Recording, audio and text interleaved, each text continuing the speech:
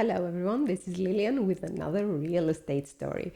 So today is going to be a little bit weird and a little bit odd. I think it's going to be a fun one as well. So I don't know, grab a snack, take your drink and enjoy. So this is another story from my real estate life. This goes back to the late 2021, early 2022.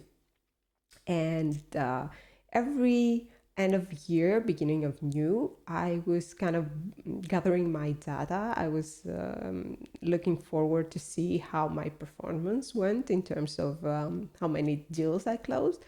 And I tracked two dates, the closing date and then the contract date. So that was this weird kind of spike in my results. And it was within this period of time. I'm going to put a graph so you can see this weird spike, which was kind of unexpected because it goes for 2 months up and then it goes down again. And, someone might say, oh, that might be a trend in the market, or, you did more advertising at the time, you had more leads. But that wasn't the case, because I look at the number of my leads, I look at the number of my interactions, and, everything was pretty much normal. And I didn't know how to handle this. I really got curious of what this was all about. So I called a few of my peers, other estate agents, and we kind of discussed the whole year. And they had like normal transactions, normal closing rates. And so I said, okay, maybe it was something I did. And I had by that time, I had to think really outside the box because I couldn't figure out what this all was about. And I remember having a conversation with a sales representative from a developing company I was working really close. And I just called and said, oh, it was a crazy year last year. And he's like, yeah, it was. Sales went really well and really crazy, almost as crazy as your stupid hair looked at one point. And that comment really got me like, whoa, I kind of forgot something that I did for a particular period of time. So I went back, I saw the days, and they matched. And just because I had a marketing background and I knew branding, I knew also personal branding,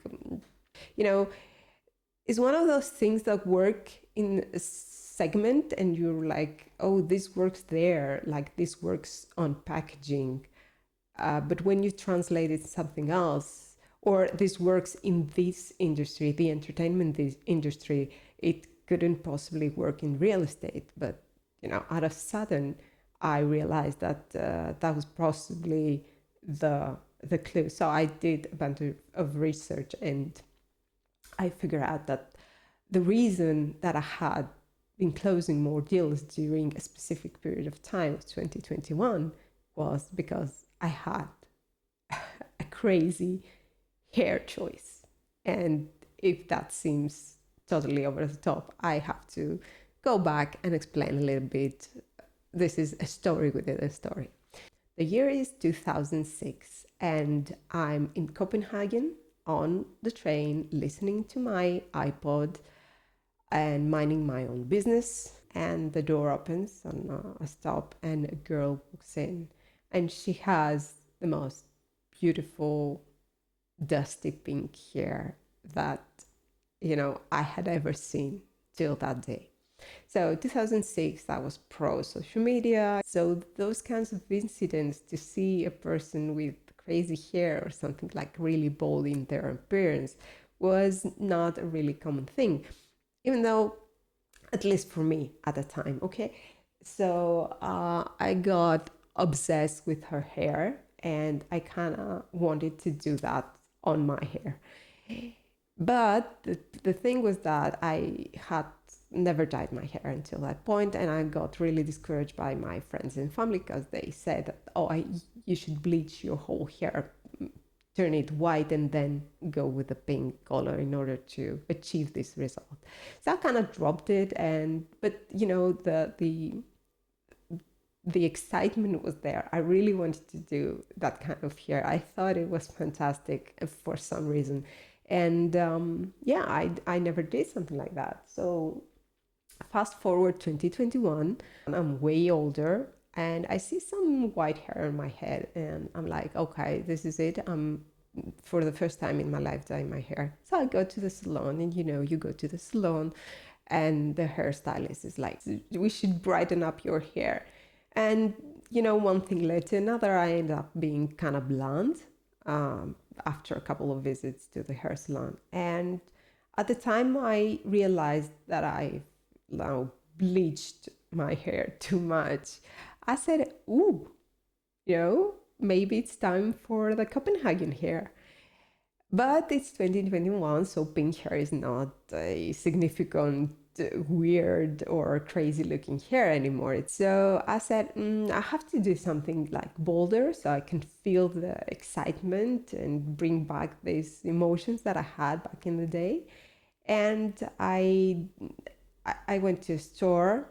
I didn't go to my salon because they wouldn't do anything like the thing I did. So I go there and I pick up a hair dye that was, I think the color was green, blue, mermaid. Okay. So that was a bit extreme. And I dye my hair that color. It was really intense, first of all, and that's an important thing. I felt really great. I felt confident. I was happy about it. It was my thing. I finally did what I really wanted for like almost 20 years. And I remember that I had a lot of comments and a lot of weird looks from either clients or other people that, sales reps or developers that knew me a little bit better. So they would come and, what did you do to your hair? Are you fucking crazy? But I couldn't link my success in my sales, in my closing rates with my hair. I only realized that when I had the data at the end of the year and after, validating that that was the case, that was the reason. Now, why did that happen? And here's the marketing explain. The marketing explains that my crazy, weird green hair was a non-verbal attention signal. And those are the things that you either wearing or having that is a little bit off from what is basic and regular. The thing is that this can work really well for you, but only if two things are in place. One, you are good at your job and you're actually a professional, which means it won't affect anything in your relationship with the potential client.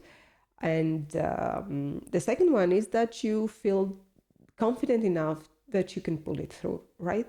Because you can go and do crazy stuff on yourself and feel bad about it or do it for the wrong reason, and then it comes off. People realize that if I did that just to boost my sales and I wasn't feeling comfortable or confident with that type of hair, probably people would feel kind of, the vibe of me not feeling comfortable, and then they would link that to my professional or my job or my professional presence or my seriousness in the business. So the non-verbal attention signals, they could be used in personal branding, and they have been successfully used in the past in the entertainment industry. The reason that we use these signals, and sometimes it happens by mistake, like in my case, or you can use it on purpose if you decide to go that route, is because there's too much noise and it's too much competition out there. So imagine a buyer that wants to buy a property and they have 10 viewings with 10 different agents, and all of their agents are more or less the same, professional and nice.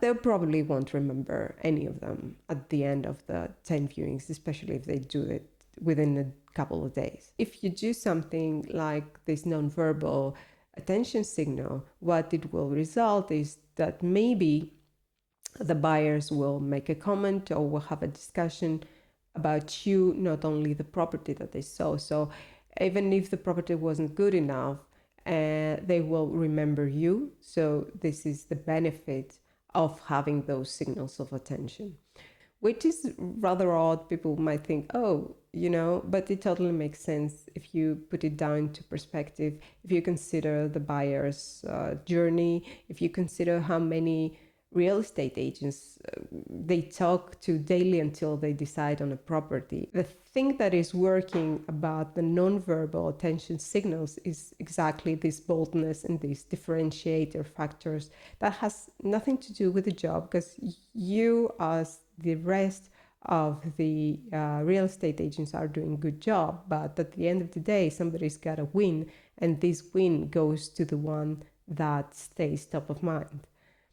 And that's how this thing works, unfortunately or fortunately. Yeah, you let me know, how did you think about this whole story? Does it sound crazy? Do you find it that's too superficial, or it wouldn't work for you? So I would love to have a discussion. I'll see you on the next real estate story. Bye bye.